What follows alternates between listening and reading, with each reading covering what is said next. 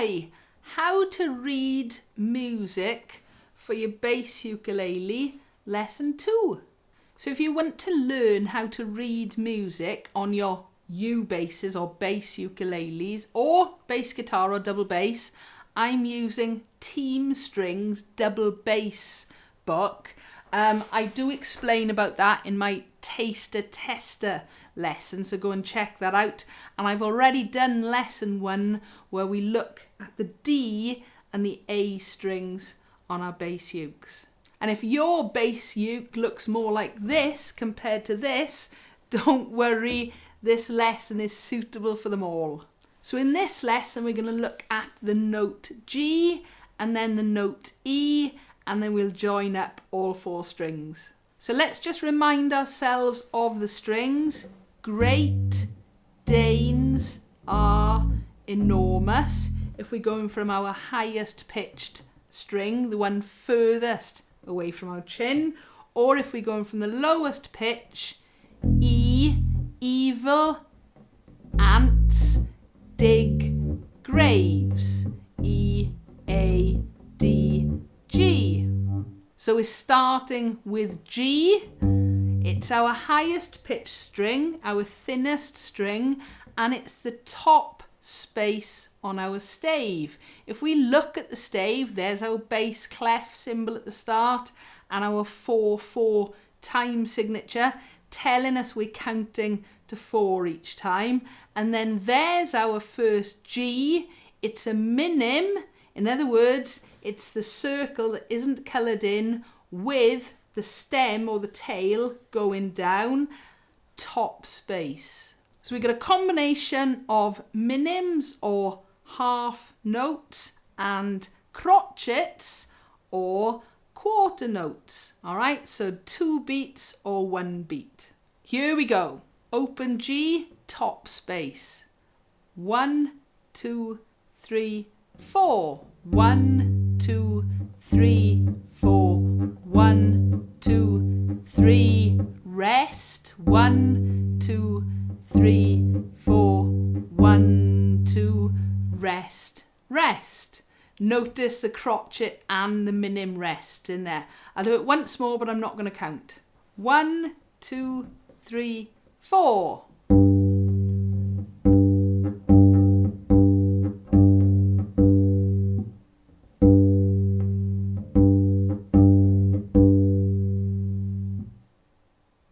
So that's our G note.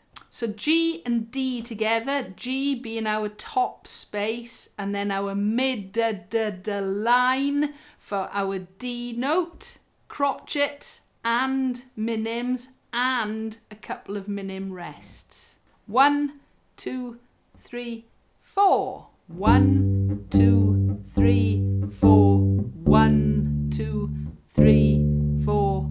1, 2, 3, 4. 1, 2, 3, 4. 1, 2, 3, 4.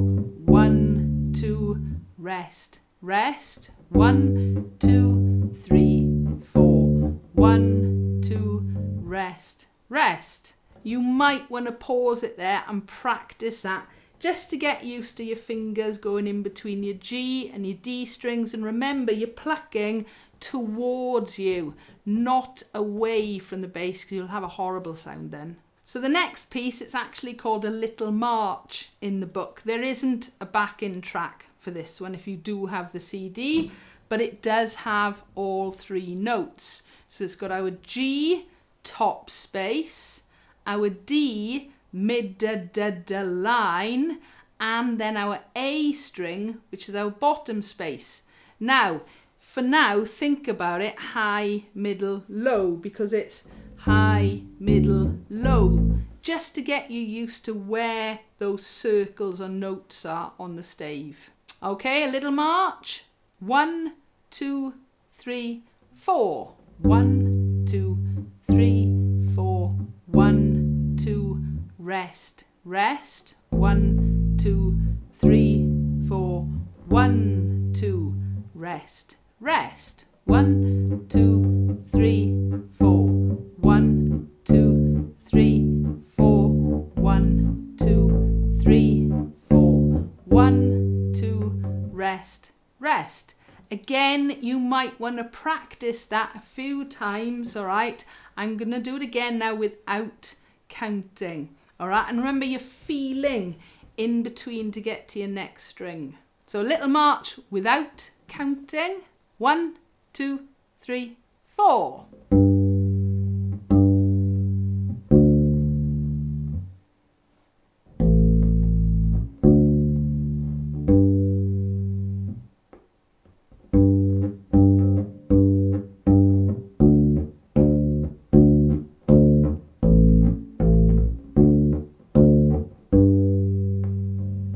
Okay, and I'm stopping those notes. All right, I'm stopping them for the rest, definitely. And if I can, I'm trying to stop the notes ringing out when I'm actually changing the string.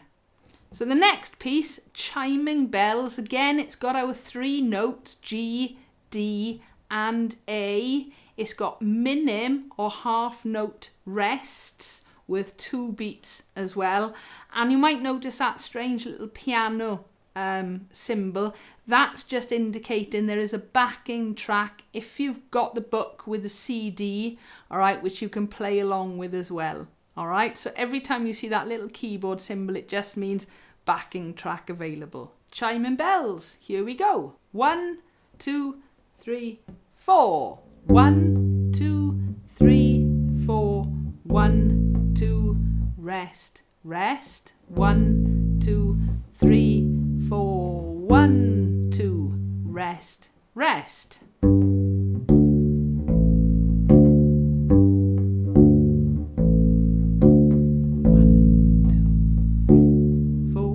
1, 2, rest, rest. Now I didn't count in the crotchet bars then because I didn't want to put you off, all right? Try and get this internal counting if you can, okay? Or use a metronome or a drum machine or a phone app.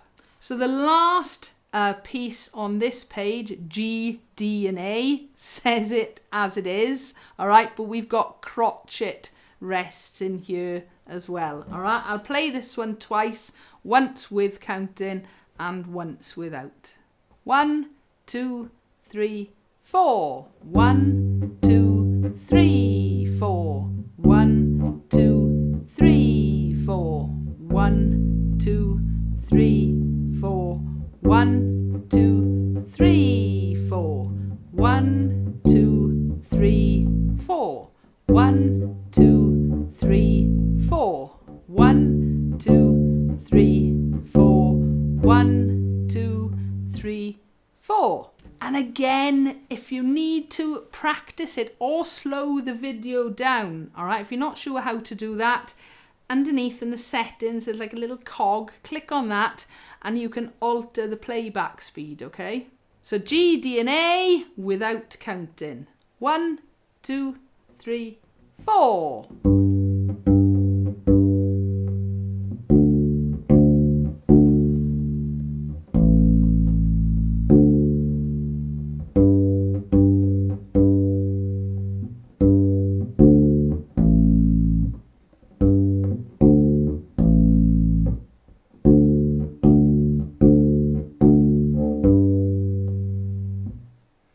Don't forget the rest at the end.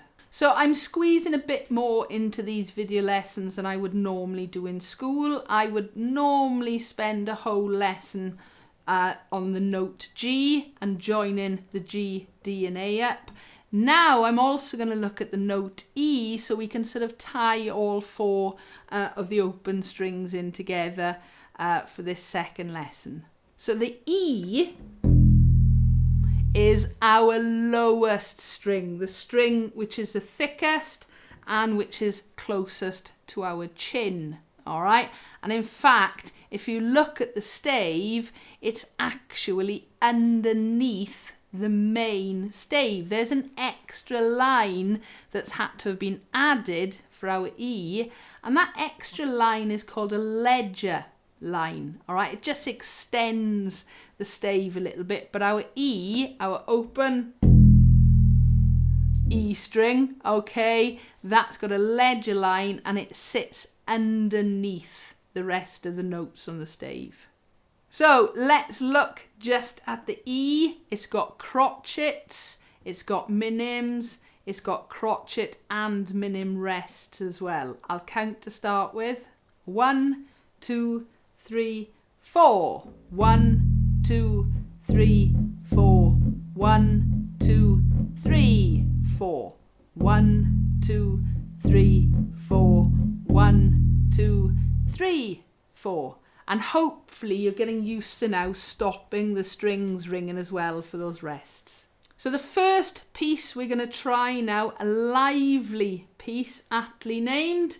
It's got D's, A's and E's. Just the 3 notes to start. It's also got crotchet and minim rests and crotchet and minim notes. So we're counting 1 beat notes and we're counting 2 beat notes. Okay, nice and slow for this one to start with. 1, 2, 3, 4. D, A, D. Rest, A, E. A, rest, E. A, E, A, D. Rest, D, A, D. Rest, A, E, A, rest, E, A, D, rest, rest. Now I often call out the letter names at that point because it can be quite confusing, especially if this is at the start of a lesson and the students may have forgotten slightly where the D and the A's are. All right, I'm not going to do that again. This time it's going to be up to you to read where the notes are and again, read ahead. All right, if you know that the next note is a change of string, you can get yourself prepared to move your finger across. Right, now if you're using the book, you're going to see I'm going to jump a little bit at this point. I'm actually going to jump to the bottom of the page, which is a piece called Starlight. It actually fits with Twinkle Twinkle Little Star. You can see it's got that little keyboard symbol by there to indicate there's a backing track.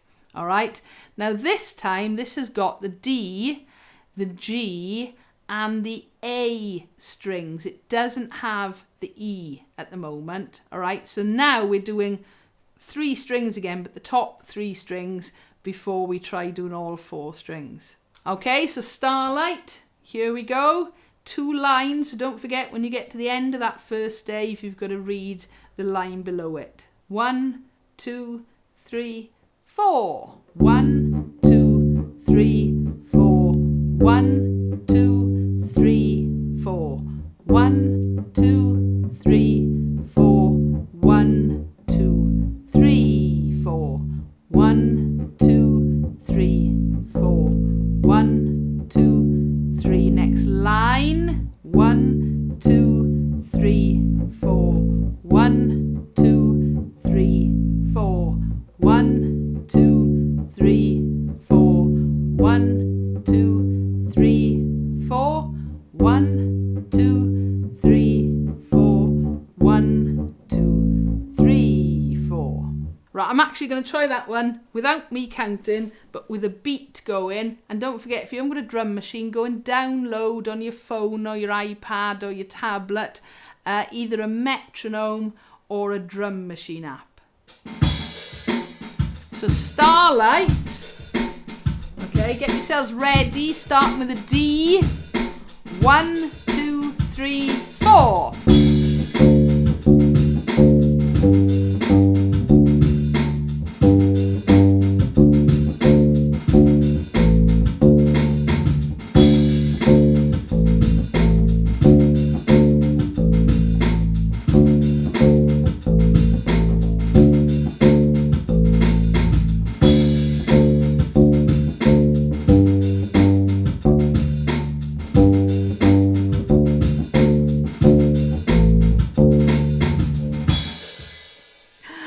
Again, it'll be much better if you've got the book with the CD, use the backing track.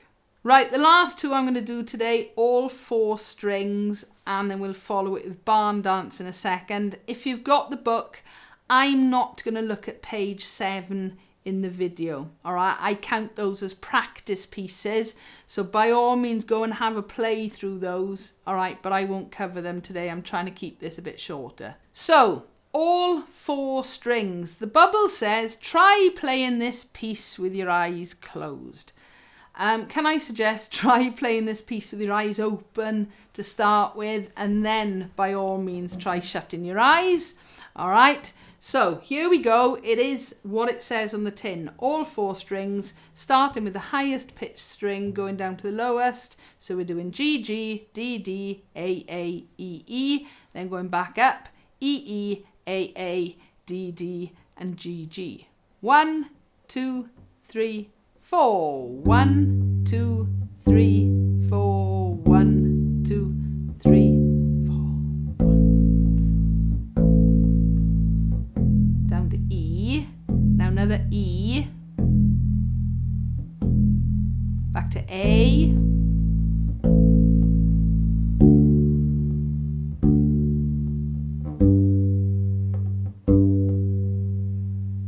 Okay, now by all means, if you want to, I do it in school, get them to shut their eyes, all right? It just means you can't be looking where your fingers are. You should be able to remember what you're playing there, all right? And it just gets you used to doing it a bit more by feel.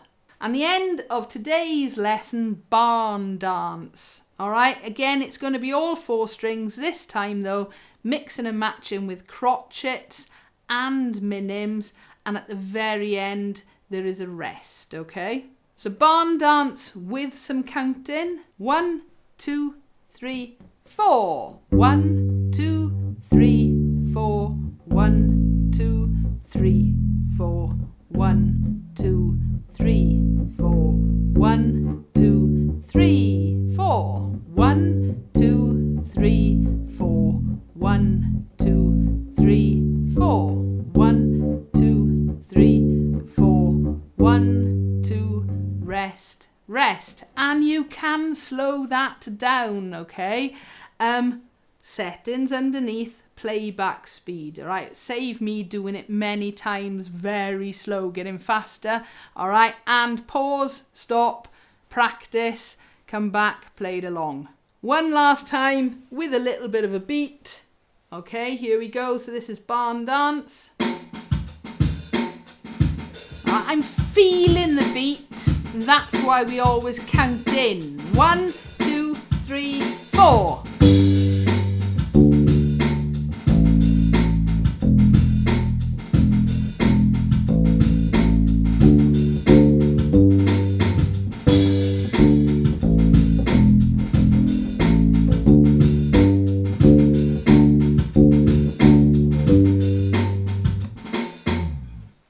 There we go. So what have we managed to cover in this lesson? We've added the 2 other strings.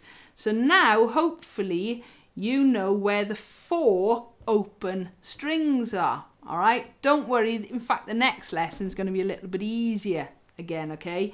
But it is going to take a little bit of practice and read the notes. That is the whole point of these lessons. Why is it an advantage to read music? Apart from with tab, there are limitations in terms of rhythm and things. It just means you're giving yourself another little advantage. Somebody can come along, give you a piece of sheet music, bass music, you can read it, or even a piano part, all right? You can read the bass line off that as well, but there's no harm in it at all. If you're just interested in playing along in your uke group and you're not interested in reading music, go and check out my bass ukulele lessons, all right, because I do focus on that here. But in these lessons now, we're very much going to be reading music, learning note values, and hopefully very soon we'll actually be playing some songs with notation. So that's lesson 2 of reading notes on your bass ukuleles done. I do hope these are helping. If you've got any suggestions or questions or comments, please feel free, leave them below. Give us a like if you've enjoyed, And don't forget to subscribe so you don't miss out on new videos. Thank you for watching.